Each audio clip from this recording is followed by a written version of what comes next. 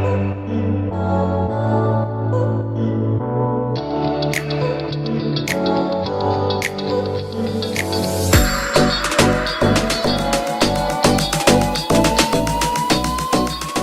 hadden het laatst over intuïtie, toch? En ik weet niet of dit een deel van intuïtie is. Ik denk het wel. Maar dit voelt nog dieper, zeg maar. Het gaat nog verder dan alleen maar contact met iemand hebben. Ik was 2 januari jarig. En ik kreeg heel veel appjes van mensen die me gingen feliciteren. Er kwamen appjes binnen. En ze gingen niet dat ik niet blij ben dat mensen aan me denken. En ook de moeite doen om mij te bereiken. Maar er hebben bepaalde mensen me gefeliciteerd. En ik heb echt moeite om die appjes te beantwoorden. Ik heb een paar, echt een maand later nog wel beantwoord. Maar er zijn een paar mensen die gewoon... Ik voel niet om het gesprek te openen en ik weet niet waarom. Ik kan gewoon niet weten waarom, maar ik voel het niet. Dit is zo'n type of skin fury. Dat je bij jezelf denkt, maar waarom voel ik het niet om te doen? Want voorheen toch, toen ik nog niet van mezelf ging houden, dacht ik van, zie hoe je bent, hoe je mensen in de steek laat, bla bla bla bla bla. Maar dan nu, dat ik weet dat ik goed voor mezelf zorg, denk ik heb alles wat ik nodig heb, ik mis niks. En dan gaat iemand jou appen en je denkt, ik ben goed man, ik ben goed. Al zal je mij nu kwalijk nemen dat ik niet reageer, ben ik nog steeds goed. Ik besefte me dat nooit. Dat wanneer iets jou aftrekt of aanstoot, zegt het iets heel belangrijks tegen jou. En soms weet je niet eens waarom. Als ik een ruimte binnenkom en er zijn er mensen die mij in één oogopslag zien en mij gewoon dan niet moeten. En dan denk ik, ja, dat snap ik. Jouw intuïtie zegt, jij kan haar niet aan. Of licht is te bright. Je wilt niet in de spiegel kijken. Snap je? Want ik own dat nu gewoon. Ik ga niet mensen ownen stoelen en banken steken dat ik die gave daar heb en dat ik dit meemaak. Het is geen arrogantie, het is mijn fucking realiteit. Als ik niet mensen om me heen had die echt van me hielden, was ik nu gewoon fucking eenzaam. Want hoe moeilijk is het op nieuwe mensen te vertrouwen en niet te denken ze willen iets van je. Of ze willen met je gezien worden of wat dan ook. Weet je hoeveel risico ik neem om elke keer weer iemand te vertrouwen? I don't think people understand that. En dat heeft niks te maken met het succes dat ik behaald. Het heeft te maken met de potentie die nare mensen in mij zien om het voor zichzelf te kunnen gebruiken. Ze denken lief, open, eerlijk, vriendelijk. Daar kan je alles doen. Dit tot wrong. Very wrong. Gaat de tijd komen dat je erachter gaat komen. Shit, ik heb nu iets fucking raars gedaan. Ging wel echt net buiten mijn boekje. En dat je dacht dat ik je al die tijd niet had gezien. Dat je een klein beetje over de streep ging. Ik heb je al die tijd al zien hinkelen. En nu denk je, en nu ga ik over die streep heen. En dan wil je springen en ik hou je tegen. Je valt naar achter, je denkt, hè? Hoe dan? Ik heb al die tijd, kon ik nog helemaal tot die streep komen. Maar nu, opeens zegt ze nee?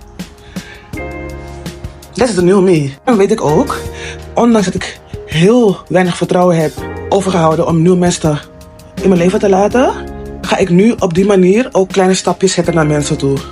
En kijken dat wanneer ik elke keer een stapje meer zet, of ik het nog steeds leuk vind. Ik ga niet meer rushen in relaties bijvoorbeeld. Want dan ga ik mezelf weer pijn doen. Maar mensen die iets van jou willen, gaan het zo vormgeven dat ze heel snel met je willen bonden. Heel snel dat je bij jezelf denkt, hè, het gaat wel erg snel. Terwijl voorheen dacht ik, dit is echt wat ik nodig heb. En die lobby en zo, bla bla bla bla. Ik had dat ook waarschijnlijk even nodig op dat moment. En dit heeft me gebracht waar ik nu sta. Dus ik ben blij dat het zo gegaan is. En ik ben diegene altijd dankbaar. Want ditgene heeft bijgedragen aan mijn healing journey. Ik neem niemand daarom iets kwalijk. Alles en iedereen heeft mij gebracht waar ik nu sta. Maar oké, terug naar het onderwerp. Dus mensen willen jou dan zo dicht bij zich hebben. Zo snel. Dan gaan ze je helemaal observeren, analyseren. Omdat ze zo close met je worden, toch? Kijken hoe je move. Kijken wat je dromen en gedachten zijn. Kijken wat jij voor haar, wat ik voor haar zou kunnen of hem zou kunnen betekenen. Maar ik heb gezegd, maar ik heb je al door, hè. Maar mensen hebben niet door dat ik ze door heb. En voorheen dacht ik, oké, je hebt ze wel door, maar misschien heb je het fout. Nee, ik had ze gewoon allang door. Nu kan ik ze van 50 meter afstand kan ik je al ruiken. Ja, moet ik niet. Want iedereen die een relatie aangaat, of het nou van mijn kant komt of van iemand anders, heeft de verantwoordelijkheid om te dragen dat diegene je kan afwijzen. Dat weet ik ook. Wanneer ik mijn hart uitstort, toch? Zeg ik ben een keer verliefd op iemand en ik ga mijn hart uitstorten voor diegene. Moet ik het niet doen om zijn validatie te krijgen. Ik moet het doen omdat mijn hart vol van hem is. Want als ik ga doen voor validatie, gaat hij mij kunnen maken of breken. Maar het maakt eigenlijk niet uit, want liefde is zoiets moois. En al ben ik nu verliefd op iemand geworden die mij eigenlijk heeft gebruikt, of het niks met mij te maken heeft. Helemaal niks. En dan kan ik denken van, oké, als jij niks van mij moet, laat ik jou tot hier en niet verder. Want dat is ook een bescherming, hè. Jouw liefde tonen is ook een bescherming. Want diegene gaat zien, met de liefde die je toont, voor jezelf, dat je een bepaalde grens hebt. En wanneer diegene over die grens heen gaat, toch? Dan weet diegene, het is klaar. Je moet nu kiezen. Snap je? En dat is een bescherming voor mij. En dan ga ik denken van oké, volgende keer, waar moet ik op letten? Want wat heeft in deze relatie ervoor gezorgd dat ik hier nu ben beland? En niet dat het erg is, ik neem mezelf niks kwalijk. Maar ik wil er niet weer in belanden, want mijn hart is wel belast. Snap je? En als ik er wel weer in zou landen, zou ik daar ook weer uitkomen, dat weet ik ook. Maar liever niet. Ik wil niet mijn angsten op hem projecteren, door dan te zeggen, weet je, alle mannen zijn hetzelfde.